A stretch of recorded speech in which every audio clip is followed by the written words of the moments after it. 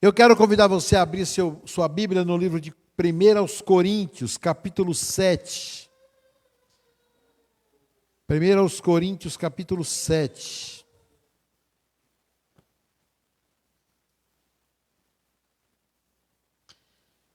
Nós vamos ler do versículo 17 ao 24. Esperar o texto, já apareceu na tela.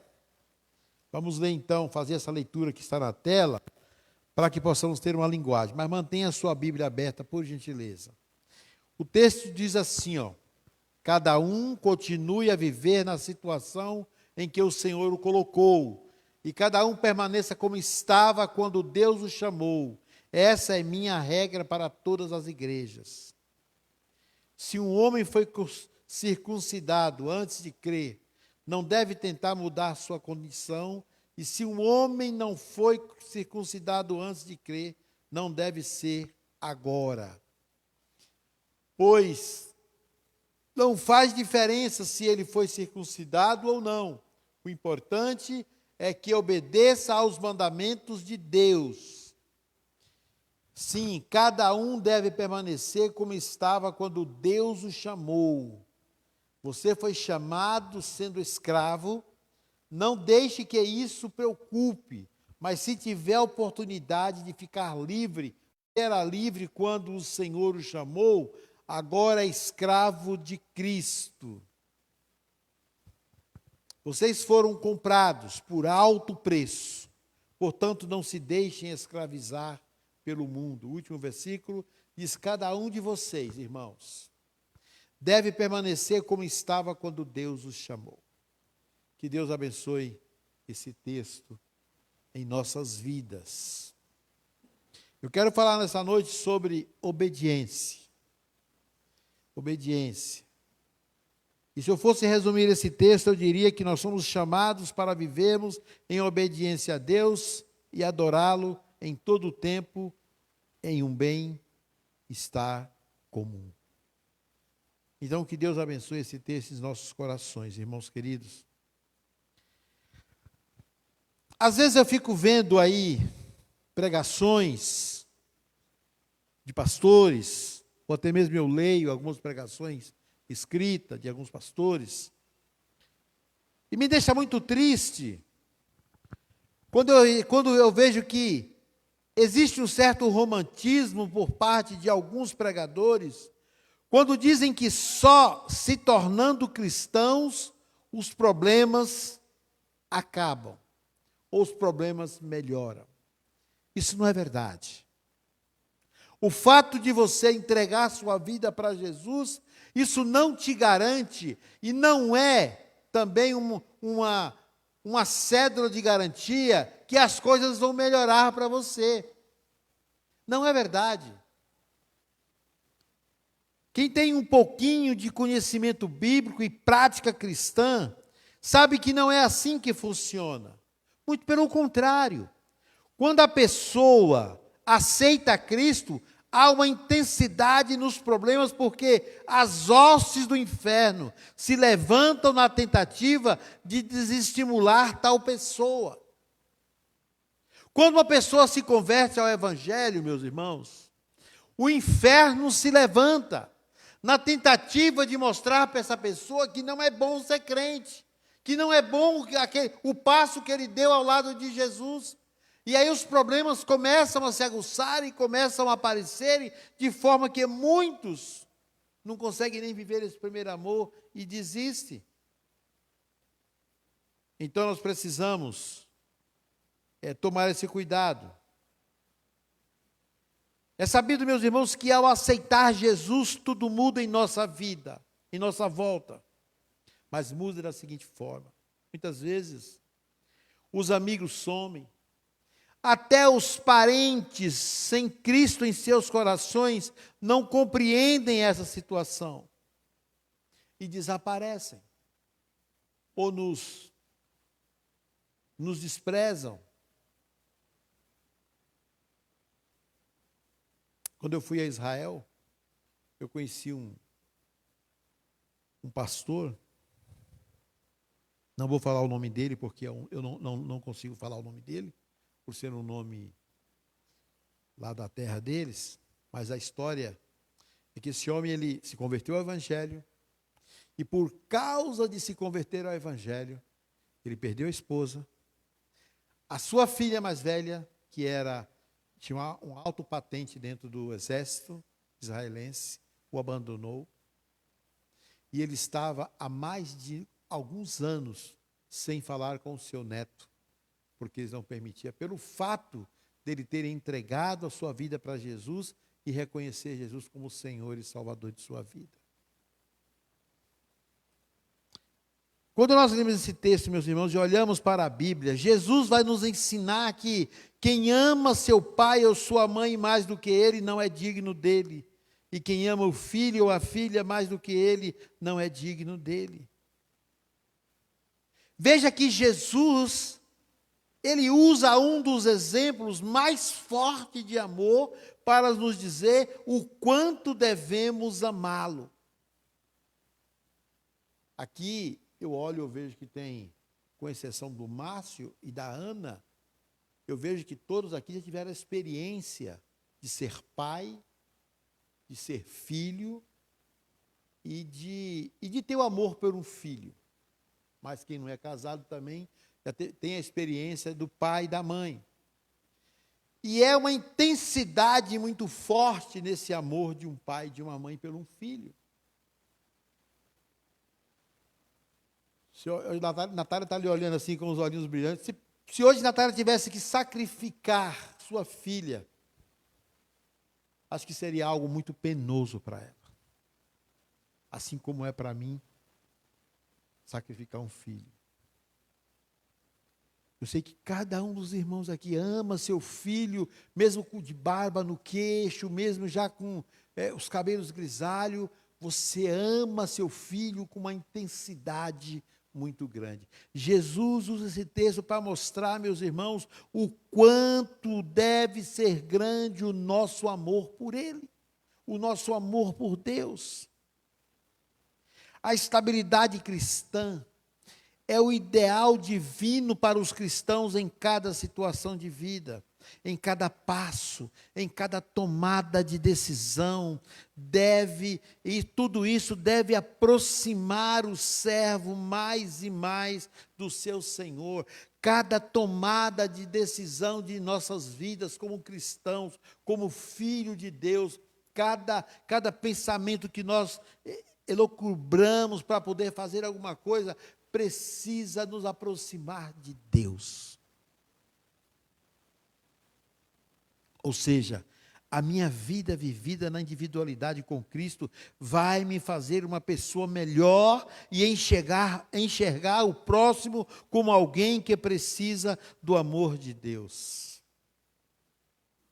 Enxergar o próximo como alguém que precisa encontrar a salvação como eu encontrei. E eu preciso me curvar a isso. Eu preciso entender isso. Porque foi você que fomos chamados para continuar falando do amor de Deus. E se eu e você nos calarmos diante dessa realidade, a Bíblia diz que as pedras vão clamar. E talvez esse seja um problema da igreja brasileira. Não saber linkar essa individualidade com a pluralidade do assunto. Em sua vasta sabedoria, a Bíblia tem multiformas de nos abençoar para sermos bênção na vida de outras pessoas. Irmãos, existem pessoas que são abençoadas e elas se acomoda no conforto da sua zona de conforto e esquece que tem pessoas à sua volta que precisam do amor de Deus. Quando nós olhamos para missões, como já foi falado aqui nessa noite, eu sempre digo que missionário, ser missionário não é para qualquer um. Ser missionário é somente para aqueles que foram chamados e convocados para essa missão. Mas nós fomos chamados para o reino de Deus. E é por isso que nós devemos focar o nosso olhar para a cruz de Cristo, porque foi através dessa cruz que nós fomos salvos. E é através dessa cruz que as pessoas vão alcançar também o Evangelho, quando nós pregarmos o Evangelho de Cristo genuinamente.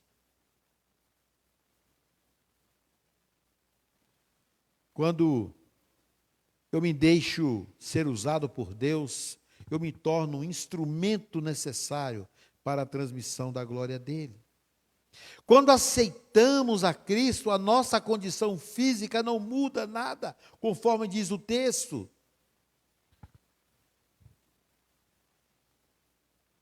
Mas o que muda então, pastor, na vida de uma pessoa quando ela aceita Cristo? O que mudou na vida do Márcio quando ele aceitou a Cristo? O que mudou na vida da Ana quando ela aceitou a Cristo? O que mudou na vida do pastor Antônio, do irmão Antônio, quando ele aceitou a Cristo? Não foi a sua condição física, não foi não. O Antônio continuou bonitão como ele era, do mesmo jeito. O Márcio também. Nós continuamos assim. Mas o que muda, meus irmãos, o que muda é o caráter do homem, a personalidade do homem. O que muda na personalidade de uma pessoa quando ela aceita Cristo, o caráter diante de situações comportamentais, isso muda. O homem deixa de ter uma mente no antropocentrismo. O que é antropocentrismo, pastor? É quando nós vivemos uma realidade de um mundo e que a nossa vida, ela é conduzida pelos pensamentos humanos, por aquilo que os homens determinam. Mas quando nós aceitamos a Cristo, a nossa mente muda. E nós passamos a sermos regidos pelo teocentrismo. O que é teocentrismo, pastor? Ou seja, é Deus no controle de tudo. É Deus governando e ditando nossa maneira de viver. Quando nós, através do Espírito Santo, estamos conectados com Deus e entendemos aquilo que Deus quer para as nossas vidas. Ou seja, a igreja de Cristo, ela vive dentro de um teocentrismo, onde Deus está no controle de todas as coisas. Deus controla a minha vida. Eu me deixo ser controlado por Deus. Eu me deixo ser guiado pelo Espírito Santo de Deus. Eu me deixo viver conforme a palavra de Deus nos ensina. Ou seja, Deus no controle de tudo, governando e ditando nossa maneira de viver. O que precisamos nos perguntar sempre, meus irmãos? Talvez a pergunta que eu devo fazer para mim, que você deve fazer para você, é o que precisamos perguntar sempre. É como eu posso ser útil em seu reino. A ideia da reciprocidade, abençoar para ser abençoado. Abençoar para ser abençoados. Certa época, eu era seminarista e eu era membro da Igreja Batista de Jardim Utinga, pastoreado pelo pastor Sidney Franco de Azevedo. E um certo dia passou uma pessoa no terreno da igreja que a gente tinha, pedindo cesta básica, pedindo alimento, pedindo comida. Estava eu, o pastor Sidney, e estava a nossa diretora de ação, não é ação social, que cuida de alimentação, ação social, né? De ação social, chamada irmã Marilda, que hoje é esposa do pastor, já era esposa do nosso querido pastor Inácio, que hoje estão no Seminário do Sul. Irmãos, estava nítido na cara daquele casal que eles estavam enrolando a gente. Sabe aquela pessoa que vem te pedir, você está vendo que ele vai usar aquilo para outra finalidade, não para comer? E aquilo, olhei assim, fiquei incomodado. Aí o pastorzinho falou assim, rapaz, eu não acredito que eles vão usar isso. Eles vão usar para vender, para usar droga, alguma coisa.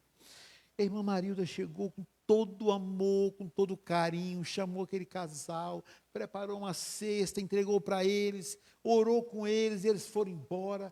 E aí nós fomos conversar com aquela irmã. Que preciosidade de lição que ela nos deu. Ela falou naquele dia assim, olha, ô pastor, sabe, pastor, mesmo que a gente sinta que eles estão fazendo a coisa errada, nós temos que fazer a nossa parte. Nós temos que fazer a nossa parte, porque não cabe a nós julgarmos o que vai acontecer quando eles saírem daqui. Sabe, irmãos, aquilo para mim foi um aprendizado muito grande na minha vida, que eu já estava como seminarista, já com pretensão ao pastorado, e foi algo muito forte que eu aprendi. Então, essa reciprocidade de fazer o bem sem olhar a quem, é algo que tem que fazer parte das nossas vidas. Dessa forma, como está dizendo, o reino, a ideia da reciprocidade é abençoar para ser abençoado. Na sequência, em 2 Coríntios, capítulo 12, versículo 15, o mesmo apóstolo Paulo vai dizer, desta forma, de boa vontade e por amor de vós, investirei tudo que possuo e também me desgastarei pessoalmente em vosso favor. Assim, visto que eu os amo, tanto serei menos amado por vós. Então, Paulo está dizendo ali, olha, não importa se vocês vão deixar de me amar, não importa se eu vou ser desprezado, não importa se eu vou ser caluniado, mas eu vou me doar, eu vou me entregar por vocês, eu vou fazer o que eu puder para que vocês estejam bem. Investir, doar sua vida no reino de Deus, é entrar em uma esfera onde reina a ingratidão,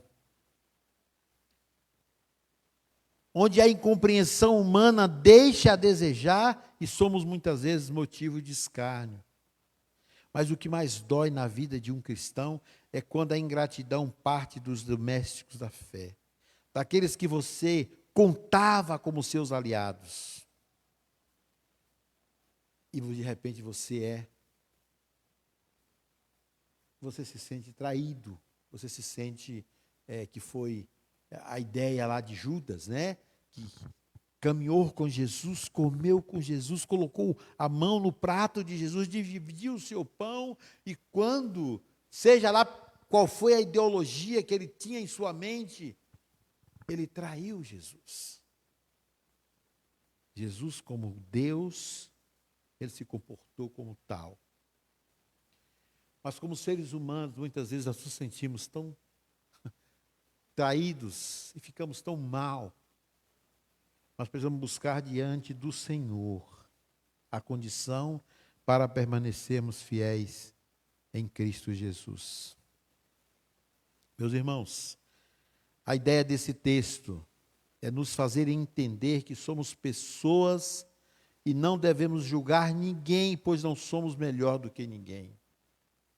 Veja que o apóstolo vai dizer que ninguém deve mudar suas características físicas para agradar um ou outro, mas ele vai ensinar que devemos agradar a Deus em todo o nosso viver.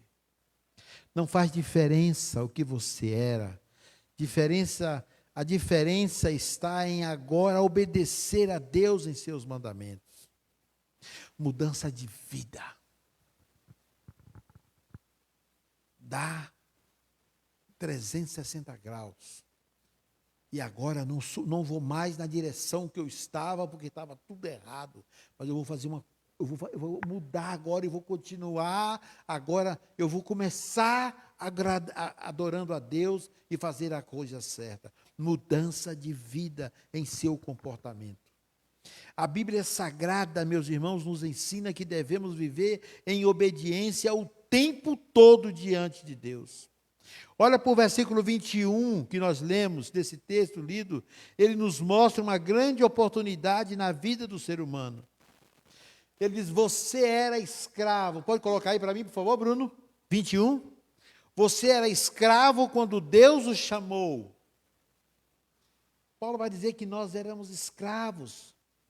Você foi chamado sendo escravo. Não deixe que isso preocupe.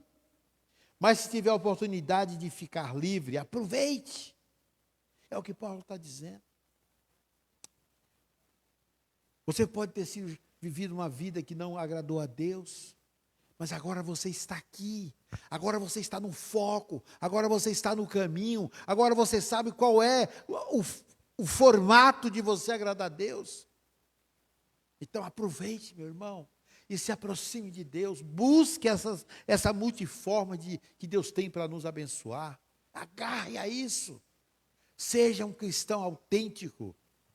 Orem pela manhã, orem meio-dia, orem de tarde, leia sua Bíblia, fale do amor de Deus às pessoas, seja um cristão que Deus se agrada. Você era escravo quando Deus o chamou, não se preocupe com isso, mas se você pode se tornar livre, então aproveite a oportunidade. As palavras de João vêm corroborar com as palavras de Paulo, quando ele diz: se pois o Filho vos libertou, verdadeiramente sereis livres. Entende o que é isso? Não importa como nós éramos, não importa. Cristo nos alcançou pela sua misericórdia através do processo da cruz. Então agora, meus irmãos, nós somos livres. Cristo nos alcançou e verdadeiramente nós somos livres. Não vou estar livre de problemas, não vou estar livre de situações desagradáveis, eu não vou estar livre de ter uma discussão com a minha esposa, eu não vou estar livre de repente ter um embate com algum dos irmãos, eu não vou estar livre de ter um problema financeiro, eu não vou estar livre de ter doença, eu não vou estar livre de uma bala perdida, eu não vou estar livre de um acidente de automóvel, eu não vou estar livre de ter um filho nas drogas, eu não vou estar livre de nada disso, irmãos. Mas eu sou livre em Cristo Jesus. E apesar dos problemas, eu posso dizer que eu tenho uma salvação em Cristo Jesus e posso viver essa liberdade. Se verdadeiramente o Filho vos libertou, vocês sereis livres.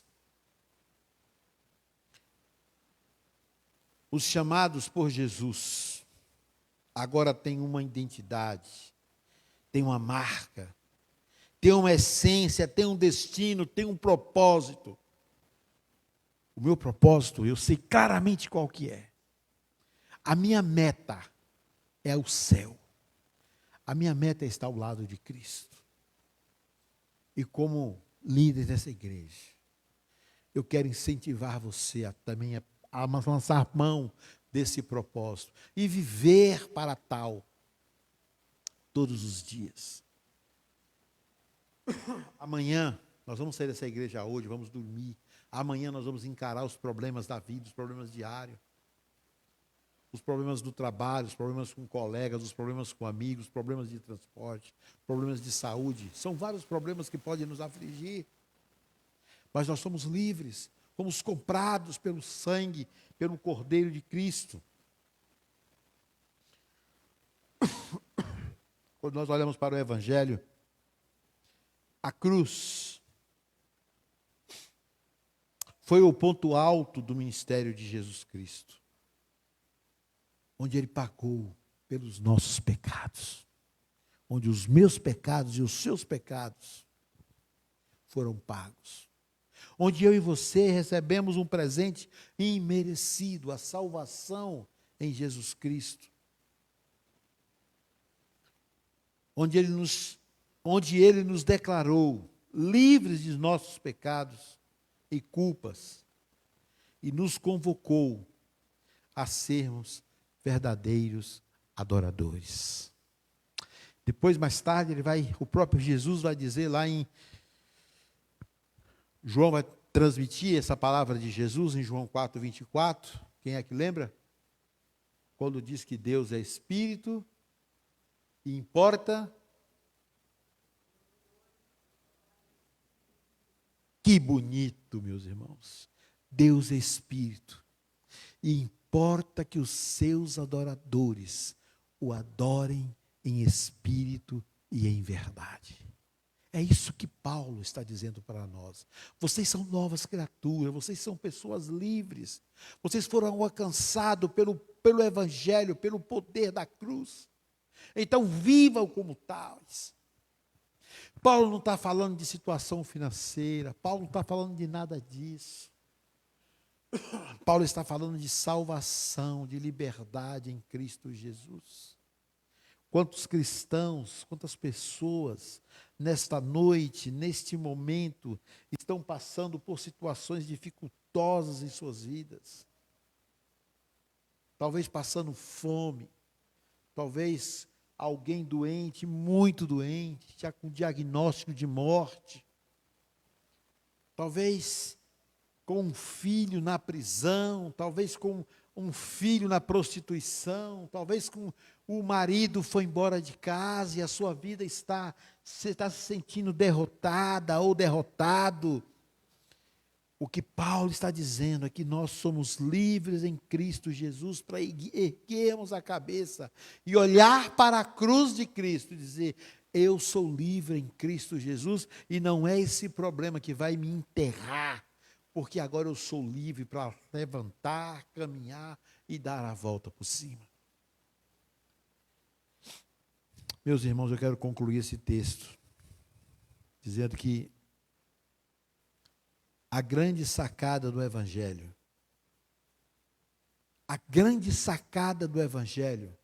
e que, infelizmente, muitos cristãos ainda não perceberam, é que a grande sacada do Evangelho é saber que podemos viver em perfeita união com Cristo. Que podemos, apesar de nossas limitações, vivermos na presença de Deus. E é exatamente assim que Paulo termina essa perícope que lemos. Ele diz assim: irmãos, cada um deve continuar na presença de Deus, assim como era, como Deus o chamou. Que Deus abençoe, meus queridos irmãos, esse texto nos nossos corações. E vamos viver em obediência à palavra de Deus. Vamos viver em obediência a Deus, vamos viver para a glória de Deus, porque nós somos chamados para vivermos em obediência a Deus e adorá-lo em todo o tempo, em um bem-estar comum. Por quê? Porque toda a minha vida, aquilo que eu recebo de Deus, a bênção que eu recebo de ser uma pessoa abençoada e alegre, não é só para mim, mas é para compartilhar com aqueles que estão à minha volta. É para compartilhar com aqueles que vivem comigo, aqueles que aproximam de mim, em todos os lugares, no trabalho, no ônibus, na escola, vizinhos. Eles têm que olhar para mim e têm que ver esse brilho de Cristo, esse brilho que foi cantado aqui nessa noite. Brilha Jesus.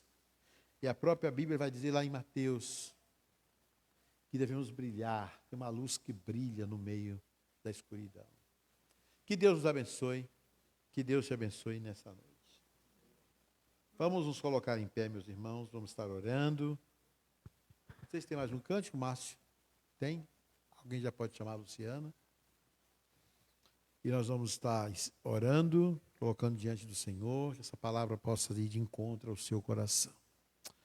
Pai querido, nesta noite nós queremos te adorar, queremos continuar te amando e dizendo que o Senhor é maravilhoso, que o Senhor é grande e poderoso e que sempre estaremos na tua presença, Pai. Obrigado por tudo que o Senhor já fez, obrigado pela forma como o Senhor tem olhado para nós. Obrigado pela forma como o teu amor e o teu carinho nos alcançou e tem nos alcançado a cada dia. Obrigado, Deus, pelos teus filhos, que o Senhor tome cada um em tuas mãos. Em nome de Jesus. Amém.